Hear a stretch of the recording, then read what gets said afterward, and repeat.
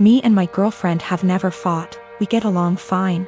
We have been living together for 9 years now, and have been dating for 12 years. We have a healthy sex life, we both have decent jobs that bring in decent money. In the past we talked about marriage a lot and would often joke about what our wedding would be like. Yes, I know how stupidly lame this sounds, however we always agreed we needed to settle down first. We bought a house about 1.5 years ago, and were finally able to settle down. Our work schedules normalized, we were able to remove a huge waste of time from commuting. And we were finally able to take various activities after work, e.g., dancing classes, cooking classes, etc. We were able to finally settle down. Finally we decided to take a week off and unplug on the week of 12-year anniversary. She wanted to go camping and hiking, and do the things we used to do when we were first dating.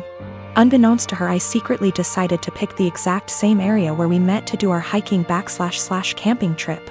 2 weeks ago as we are leaving she realizes where we are going and becomes ecstatic, and gushes about how romantic I am.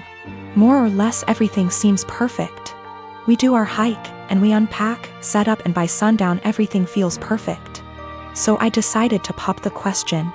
This is where everything kind of falls apart. I ask her, and she just says no. We literally went from I love yous to the single most awkward silence I have ever had in my life in the time span of about a minute. We sat there kind of not saying anything before she says she is tired and goes to bed. She basically proceeds to cry herself to sleep while I sat there doing nothing. I basically didn't sleep, and the next morning, she says she wants to go home.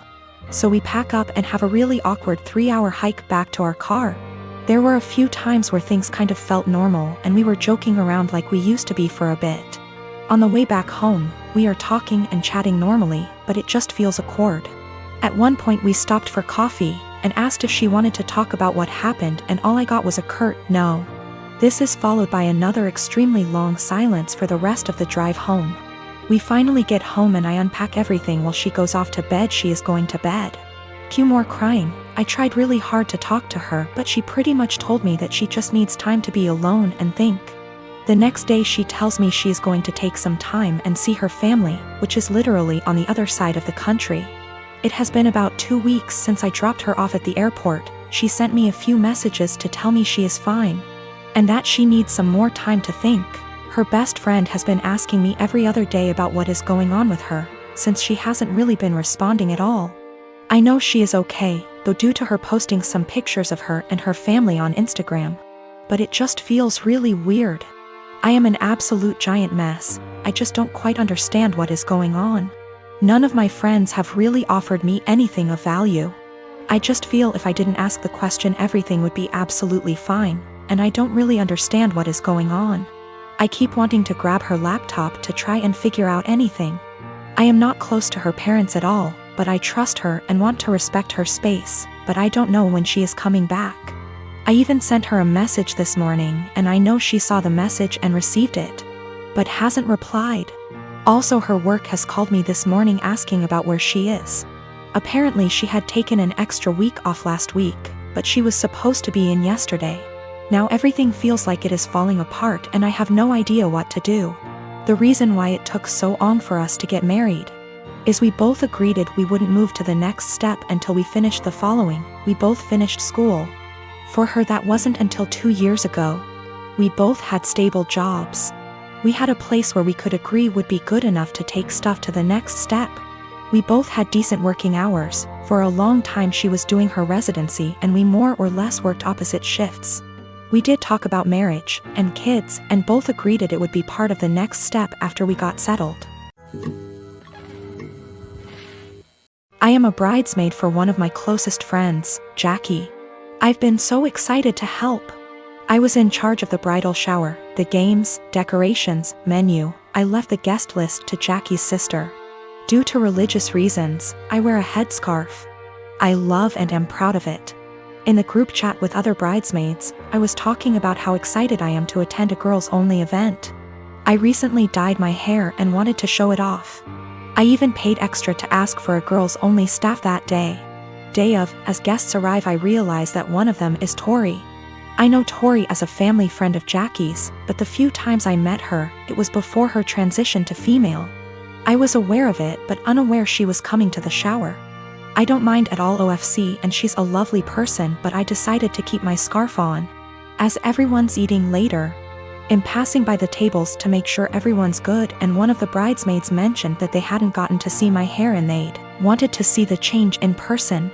I tried to dismiss it at first or say, "Oh, I'll show you later." But the other girls at the table got curious. I got uncomfortable and I just said, "Oh, I'm actually not really comfortable taking it off right now," when pressed as to why. I said, "There's guests I don't feel comfortable taking it off in front of." There was a collective "Oh." And I thought, cool, that's over. But one girl got aggressive and asked if I'm referring to Tori. She's loud and other tables turned to look. I don't answer. The girl asks if I wear one around men, so I say yes. She says there's no men here, so clearly you should take it off. I tell her again that I'm keeping it on. Another bridesmaid defends me and tell the girl to chill out. Tori comes over and says me not taking it off is a slap in the face to her identity. I'm just shocked and had no clue what to do. Eventually Tori and a few girls left saying they felt it was disrespectful. I feel awful that this ruined a beautiful day for my friend. It's causing more trouble with people threatening to leave the wedding over discrimination towards me or towards Tori. I don't think I was in the wrong. Just as Tori can be Tori, I can be me.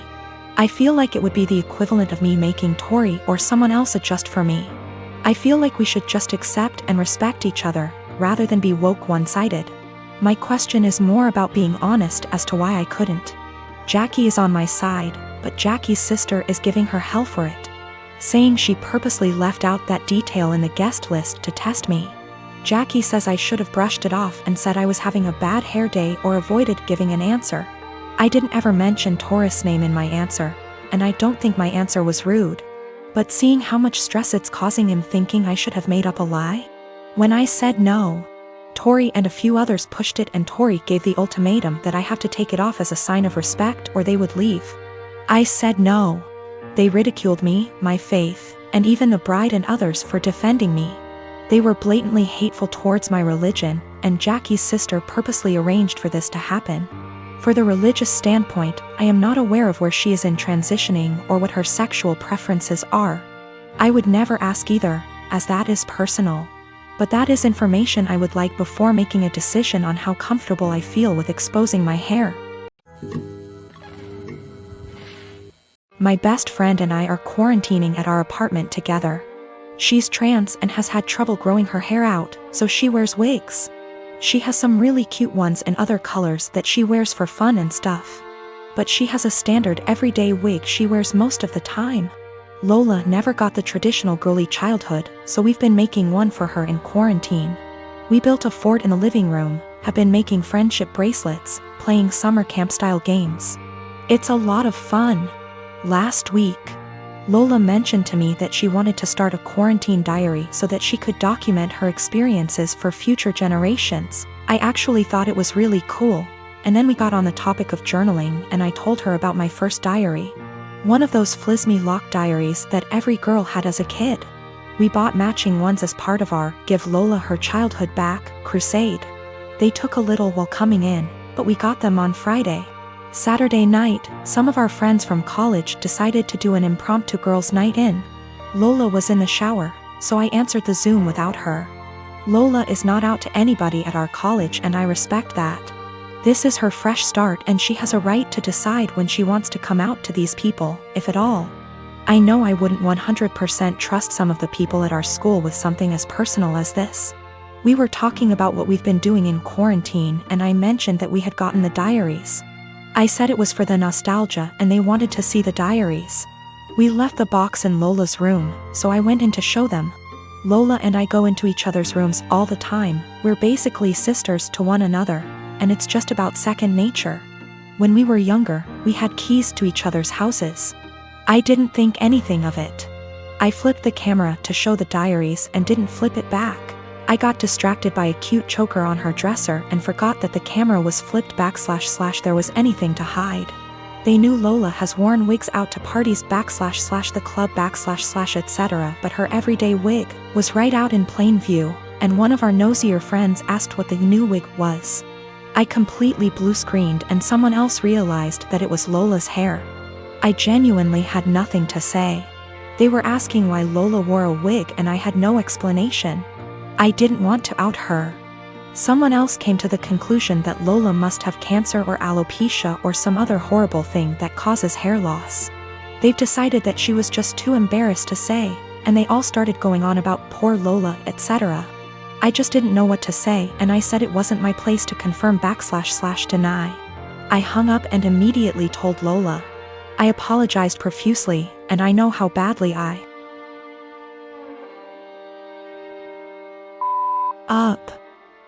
feel so guilty about it.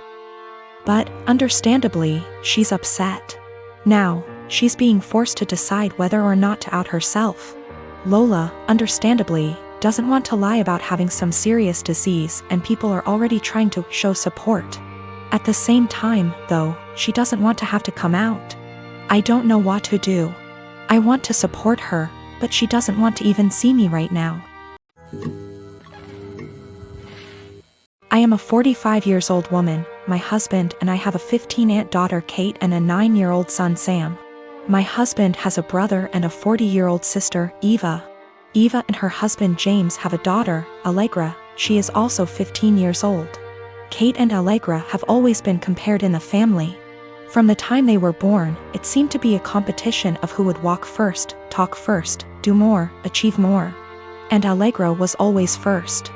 I won't go too much into detail about Allegra because that's not really the point, but I will say she's a beautiful, intelligent, truly one-of-a-kind girl, and her parents have done a great job raising her.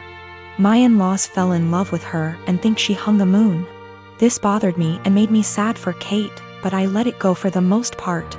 There's no doubt in my mind that they love all the kids equally, but out of the two girls you can tell who they admire more. Every summer, the whole family visits a holiday home that Eva shares with my in-laws. Over the summer, Kate met a boy, Luke, who was also holidaying in the area. They started dating. This was Kate's first experience with boys. Allegra had friends who were nearby, so for our first few weeks we didn't see her much. About 3/4 of the way through the holiday, Kate invited the boy she'd been seeing to dinner. Allegra was told to come, and afterwards she would be going to a party. At the dinner, it was clear that Luke was very attracted to Allegra. After dinner, Luke decided he would go to the party Allegra was going to as he had also been invited. They both asked Kate to go, but she wasn't allowed and was very upset. My husband and I felt it was not a safe or appropriate environment at her age. Eva informed us, because she knows we do not allow Kate into these environments, that it was an adult party, where there would be drinking and possibly other things going on. Allegra has grown up in a place where these kind of things are much more normal. And Eva and her husband made the choice to let Allegra live those experiences. From what I know and have seen, she handles it exceptionally and it has not caused any issues. However, it is not the way we have chosen to parent Kate, and so we didn't allow her to go. The next morning, Allegra came downstairs and asked to talk to me and Eva. She said at the party Luke was flirting with her and showed her some messages he'd sent her. We decided we would all talk to Kate. Kate spent the next 2 days miserable. When she finally came out of her room, Kate was caustic and everyone was getting a bit fed up with her attitude. Eventually, my father-in-law jokingly said, "Your mistake was introducing him to Allegra. How did you think that was going to go for you?" My mother-in-law told him off but added that Luke handled it terribly, but the outcome was sort of inevitable. Kate left the table in tears. We managed to get through the rest of the holiday, but when my husband brought up plans for Christmas, Kate refused to go. She said she couldn't bear being ridiculed by her own family and constantly compared to Allegra. After seeing how much this was affecting her, I spoke to my husband and said we shouldn't go. He argued that it would be wrong to let Kate take away time with family just because of a boy. I reminded him that this has been happening since they were born, but he said that we can't shield Kate from every special person in the world. He said he would talk to his parents about their comments, but that we should not set a precedent of letting Kate run away from reality.